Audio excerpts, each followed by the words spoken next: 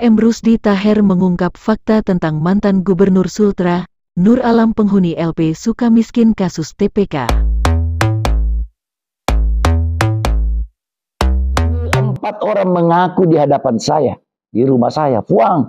Dia bilang, kami ini dikoordinir, ya, dipanggil, diundang ke Jakarta, tiket kami disiapin, ya. Kemudian kita nginap, saya bilang, kau nginap di mana? Nginap di hotel itu, Fuang. Dia bilang, nginap di hotel Pop. Berapa orang? Kira-kira ada 100, Fuang. Coba. Besoknya, 2 bus berangkat ke lapas Sukamiskin, Bandung. Dan dia diterima di lapas Bandung. Kalapas pun menyiapkan aula. Coba. Saya bilang, itu Kalapas itu perlu diperiksa. Ya, saya ini lawyer. Ya, saya biasa ke Bandung menemui klien saya. Saya hanya boleh didampingi oleh 1 orang asisten sebagai lawyer menemui klien.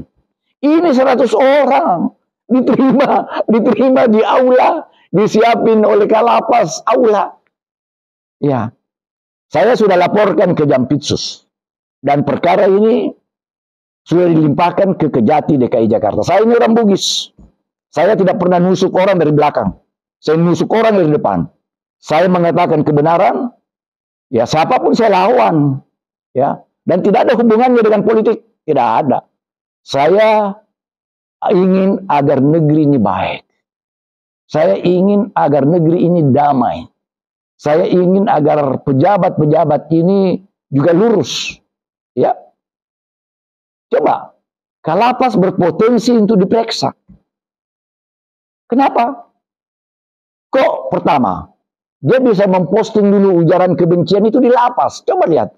Di Sukamiskin, Agustus 2022. Bagaimana mungkin? Bagaimana pengawasan Kalapas di sana itu? Yang kedua, dapat informasi hampir setiap minggu Nur Alam ini keluar dari lapas, ya. Katanya hari Jumat dia keluar, hari Minggu baru pulang. Coba. Bagaimana mungkin? Setiap minggu dikasih berobat, dia berangkat ke Jakarta, ya. Apa memang tidak ada dokter di sana? Atau memang dia sudah kong kali kong dengan dokternya? Ya, sebab kalau itu terjadi dari segi hukum, dia tentunya sudah menyalahgunakan izin yang diberikan. Atau memang sudah ada pembiaran atau kong kali kong. Ya kan? Ini kan diduga. Oleh karena itu saya kira aparat penegak hukum, saya sudah beritahu Jampitsus. Saya bilang, coba yang begini-begini nih. Dan yang membagi-bagikan itu uangnya menurut kepala desa ini.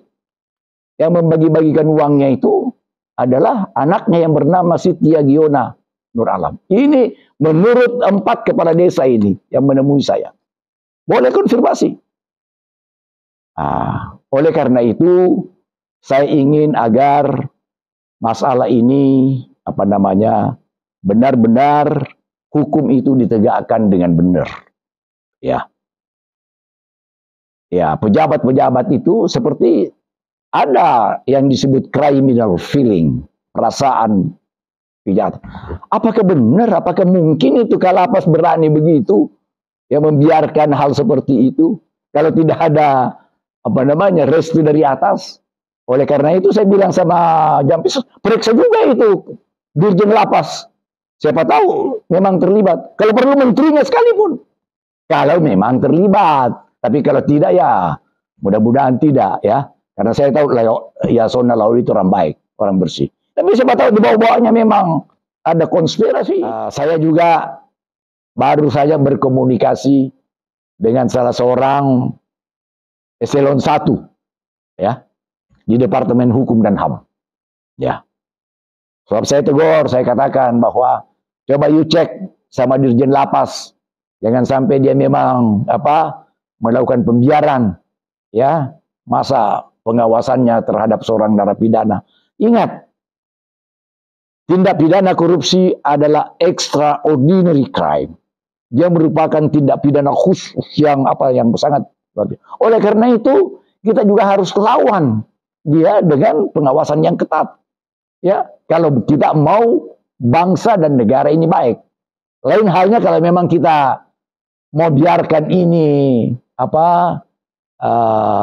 kacau, kita mau biarkan korupsi masih tetap merajalela ya. Tapi saya mempunyai kewajiban moral untuk itu. Sama juga perkara yang saya laporkan di Bandung, ya. Anak saya yang melaporkan karena postingan tadi. Sampai sekarang 6 bulan belum maju-maju.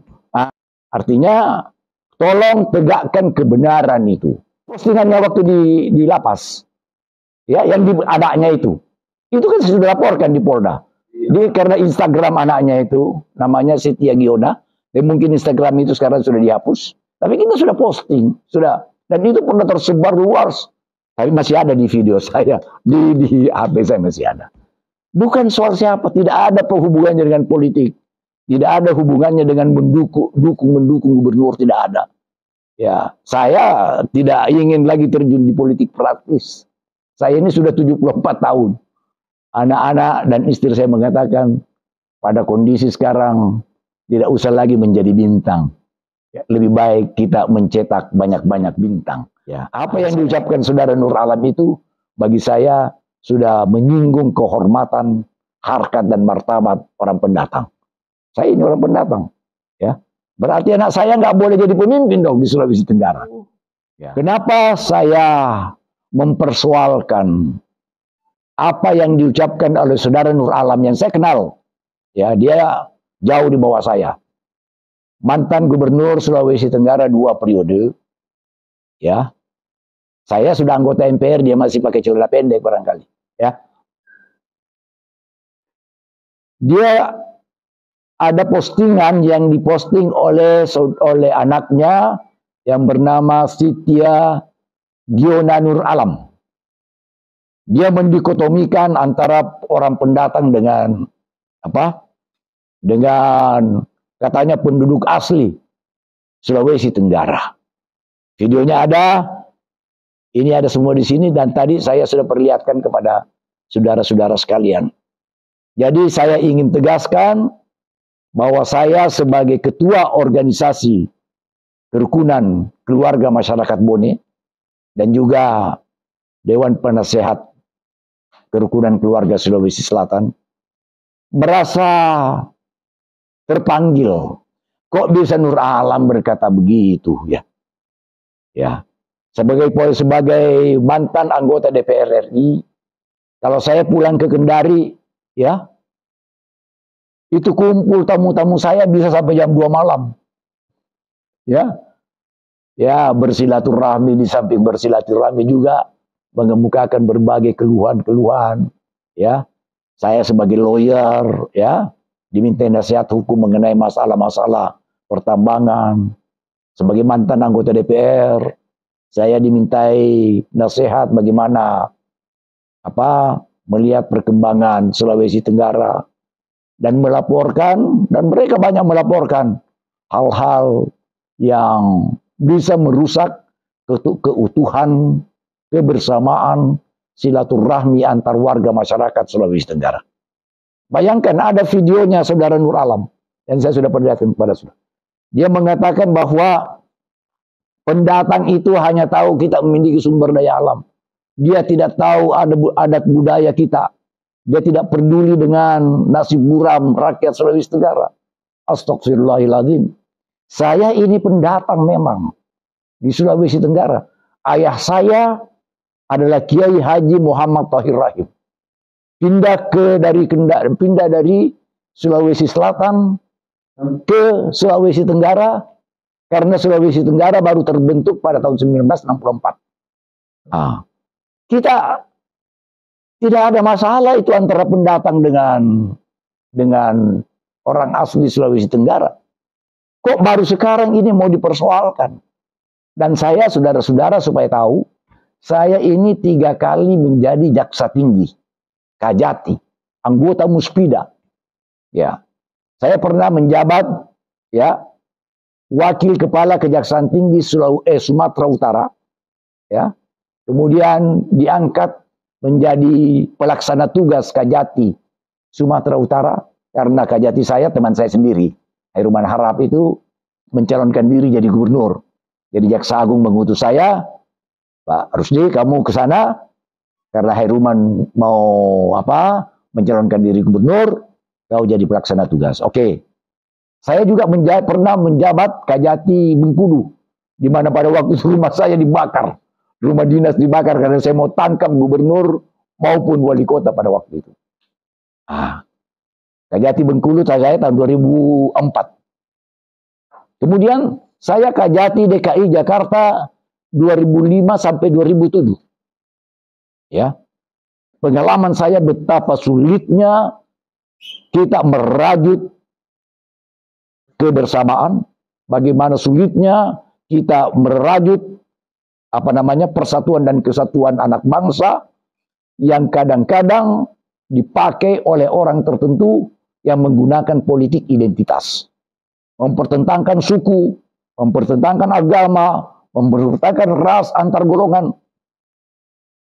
Betapa sulitnya itu. Tiba-tiba Nur Alam, narapidana yang dihukum selama 12 tahun, dan sekarang ini masih mendekam di Lapas Sukamiskin Bandung, ya, bisa menggunakan lapas, fasilitas lapas, ya, menggunakan lapas untuk memposting sesuatu, atau paling tidak anaknya, ya, karena itu ada di Instagram anaknya, boleh. Tapi mungkin Instagram itu sudah dihapus, tetapi kita sudah capture, ya sudah ada, bahwa yang boleh memimpin Sulawesi Tenggara ini hanyalah orang-orang asli, itu ada kata-katanya, asli Sulawesi Tenggara.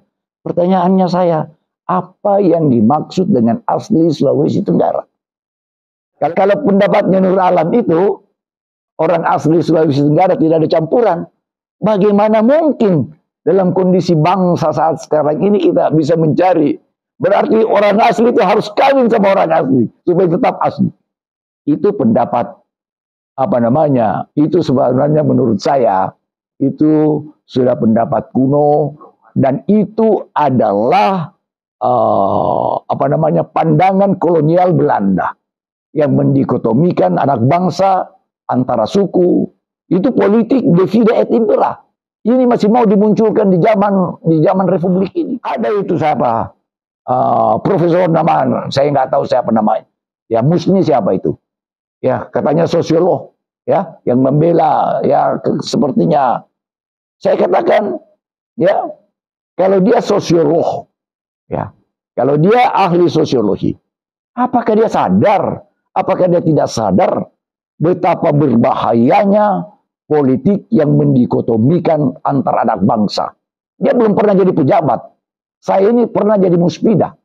3 provinsi saya di muspida. Kita ini muspida betapa susahnya gitu. Turun ke lapangan, menyadarkan rakyat betapa perlunya kita merawat persatuan dan kesatuan bangsa. Jangan kita rusak. Oleh karena itulah, tidak ada hubungannya dengan politik.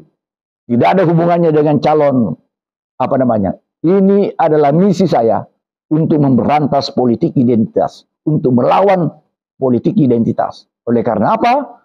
Oleh karena saya tahu bahwa hal ini sangat berbahaya sekali. Pernah terjadi di Kendari, ya,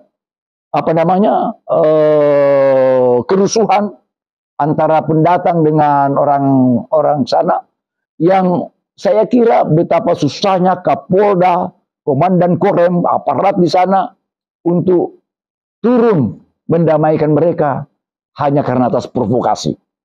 Berbahaya nggak provokasi seperti ini? Oleh karena itu, ada satu hal yang saya dapat informasi, ya, dan ini A1. Baru-baru ini saya didatangi oleh 4 orang kepala desa yang berasal dari Sulawesi Tenggara, ya, dari Kabupaten Bombana, Sulawesi Tenggara. Semua keempat-empatnya ini orang Bugis, ya, datang ke rumah saya di Kemang, Jakarta Selatan, karena saya punya statement bahwa politik dia memberikan suap, diduga memberikan suap kepada para kepala desa, ya, yang berkunjung ke Sulawesi Tenggara. Yang profesor itu bilang, dia tanya sama Nur Alam, itu silaturahmi biasa. Itu dia tidak tahu situasi, ya. Saya katakan, kalau orang silaturahmi biasa, berarti dia atas keinginannya Ya, kalau orang silaturahmi, andaikan kepala desa itu mau silaturahmi, berarti dia keinginannya sendiri untuk datang ke Jakarta, malah ke Bandung untuk silaturahmi. Ini tidak. Ini mereka bilang mereka dikoordinir. Mereka dikoordinir oleh seseorang yang namanya ada semua sama saya di sini. Ya. Kepala desa itu berangkat ke Jakarta, dibelikan tiket, disiapkan tiket. Ratusan orang. Ya. Kemudian nginap di sebuah hotel di Tebet. Ini pengakuan 4 kepala desa. 4 kepala desa itu namanya, ada namanya Ambok Lolo, ada namanya Kamarudin, ada namanya Darling, dari Kabupaten Bombana. Fuang, dia bilang, saya tahu statement Fuang, dia bilang, ini kan berbahaya bagi kita. Karena saya bilang, yang menyuap dan yang menerima suap sama kedudukannya. Nah, oleh karena itu mereka, Fuang, jangan, kita ini orang kecil, kita ini tidak tahu apa-apa. Saya bilang, kasih kembali tuh uang, kalau dikasih. Dia cerita semua. Kami dikoordinir dari Kendari, Sulawesi Tenggara. Namanya ini, saya ada semua namanya, semua. Kemudian berangkat ke Jakarta pakai pesawat. Coba bayangkan berapa pesawat. Siapa yang bayar tiketnya? Ya. Kemudian dia diinapkan di hotel. Sebuah hotel di Tebet. Namanya Hotel Pop. Boleh cek. Mereka menginap tanggal 30, 31 Januari sekitar itulah.